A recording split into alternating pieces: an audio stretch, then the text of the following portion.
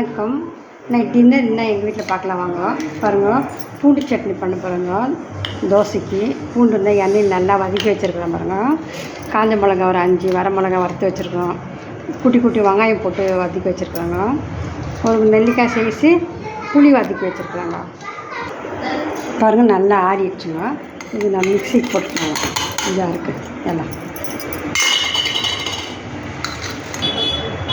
கொஞ்சம் உப்பு போட்டு அரைச்சிடலாங்க. பாருங்க, மிக்சியில் அரைச்சிட்டோங்க. இப்போ நம்ம கொஞ்சம் கிண்ணத்தில் போட்டு ஒரு தாளிப்பு போட்டுடலாங்க. பாருங்கள், சட்னிக்கு கொஞ்சம் தாளிப்பு கொடுத்துடலாங்க.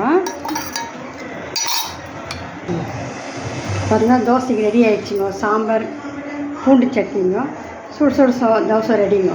இப்போ கார தோசை ஒன்று போடலாம். பூண்டு கார பொடி தோசை பாருங்கள். பூண்டு காரப்பொடிங்க தோசை இன்னைக்கு. பூண்டு காரப்பொடி தோசை ரெடி ஆகிடுச்சுங்க. நீங்கள் நைட் டின்னரில் எங்கள் வீட்டில் இதுதாங்க இன்னைக்கு.